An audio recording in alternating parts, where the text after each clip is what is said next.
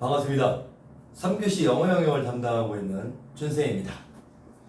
여러분, 영어 영역 모의고사 풀 때 막연하게 나 빨리 해석해야 되는데 어떡해?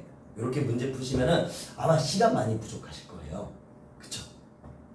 따라서 저희 오늘 시간부터는 뭘 함께 배워볼 예정이냐?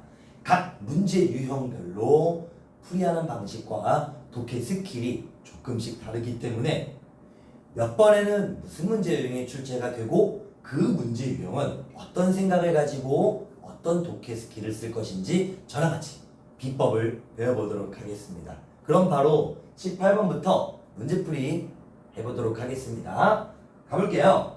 18번 문제 같은 경우에는 발문에 다음 글의 목적으로 가장 적절한 것은 이라고 적혀있는 소위 뭐라고 말하느냐?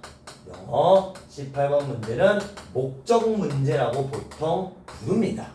글을 이걸 왜 썼을까를 물어보는 문제 유형인데요. 이 목적 문제는 실질적으로 앞으로 계속 언급이 될 어떤 문제 유형에 소속이 되어야 되냐? 가장 많은 문제 유형 중에 하나인 지문에서 핵심적인 내용을 찾아서 정답을 골라주세요 라는 말을 좀 멋있고 어렵게 대의 찾기 문제 유형이라고 하면요, 지문에서 큰 뜻이 뭐냐 물어보는 문제예요. 따라서 그 대의 찾기 문제 유형 중에 가장 쉬운 난이도를 가진 18번 목적 문제가 되겠습니다. 18번에 고정돼서 문제가 출제되기 때문에 큰 이변이 있지 않은 한 바뀔 가능성이 없는데, 이 문제를 풀 때는 어떤 거를 좀 공부하고 알고 계셔야 되느냐. 첫 번째 특징은 보통 18번 목적 지문은 편지를 쓰는 느낌의 편지글이라든지 어떤 주민들에게 또는 회사원들에게 뭔가를 알리는 느낌 편지글이나 공지사항의 글 구조가 형성이 될 뿐만 아니라 애초에 지문의 생김새도 그런 식으로 조금 예쁘게 만들어 놓는 경향이 있어요.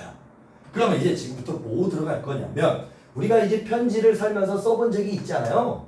편지를 우리가 쓸 때에는 내가 오늘 진짜 이야기하고 싶은 진심이 있지요. 그 진심은 보통 지문의 첫 번째와 초반 부분에 적지 않습니다.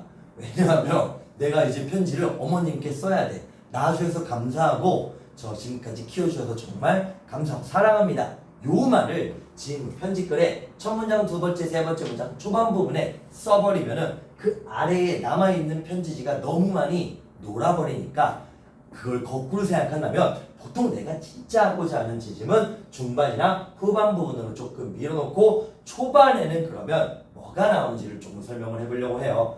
중후반을 적었기 때문에 우리는 반대로 초반에는 그럼 대체 무슨 내용이 나올까라는 얘기를 생각을 해봐야 될 것 같은데, 지문의 초반 부분, 지문의 위에 상단 부분에는 보통 뭐가 나오느냐? 자기소개 정도를 하거나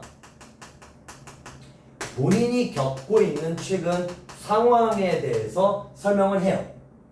그리고 오늘 놀랍게도 제가 별표를 자주 치는 스타일은 아닌데 별표를 하나 치자면, 지문의 초반에서 이 편지를 쓴 사람이 어떤 상황을 겪고 있느냐에 대해서 서술을 해준다. 이것에 별표를 치겠습니다. 이유는 내가 겪고 있는 상황이 지문에 뭐이기 때문에 내가 오늘 지문에서 이야기하고자 하는 이야기거리인 소재를 파악해야 되는 가장 중요한 능력 중에 하나겠죠. 이렇게 지문 초반 부분이 중요하지 않은 건 아니고요. 요 지금 편지를 쓴 사람이 어떤 상황을 겪고 있냐를 빠르게 해석해서 소재를 파악하는 게 가장 첫 번째로 할 일입니다.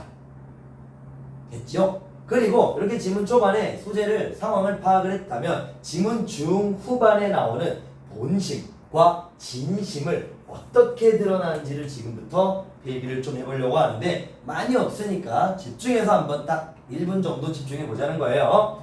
영어에서 우리말로 표현됐을 때에 뭐가 있느냐? 내가 어떻게 뭐를 하고 싶다라는 뜻을 가지고 있는 영어로 의지가 들어있는 여러 가지 단어나 수거가 적는 문장, 또는 나는 당신에게 뭐뭐를 요청하고 요구하는 바이다의 뜻을 갖고 있는 동사와 수거들이 분명히 있거든요. 그런 단어를 찾거나, 아니면 마지막에 중요합니다. 약간 우리가 문법 공부를 하면서 그래도 예를 들면 뭐 명령문이라든지 조동사 중에서도 해야만 한다 라는 뭐 must, should, need 같은 조동사가 적용된 문장, 즉 강한 어법과 문법이 적용된 문장, 요런 문장만을 골라서 해석을 하게 된다면 별표가 이제 2번 들어가는 거예요. 질문 초반에 소재를 파악했고 그 상황에 대해서 의지나 요청이나 강한 문법이 적용된 문장은 지문에 뭐를 파악할 수 있느냐? 지문의 중심 내용과 주제문을 파악할 수 있기 때문에 이런 식으로 문제를 풀고 지문을 분석한다면 정답을 20초 내에 무조건 고를 수 있는 난이도가 가장 쉬운 문제입니다.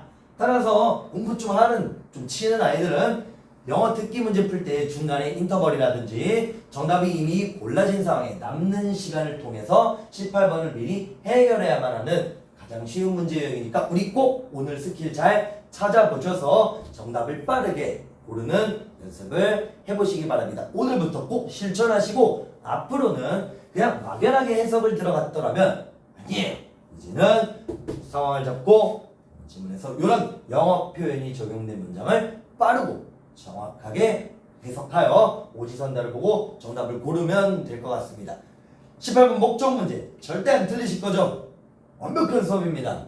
그리고 조금 더 욕심이 있으신 분들은 저에게 질문해 주신다면 그럼 이런 강한 문법의 어조를 가지고 있는 애들은 무엇이 있나요? 라고 물어봐 주시냐면 그거는 그때에 원하시는 분들에 한해서 공개를 해드리도록 하겠습니다. 됐지요? 그럼 우리 다음 시간에 19번 신경변화 문제를 푸는 독해 스킬로 만나보도록 하겠습니다. 화이팅! 18번 무조건 맞춥시다. 가자!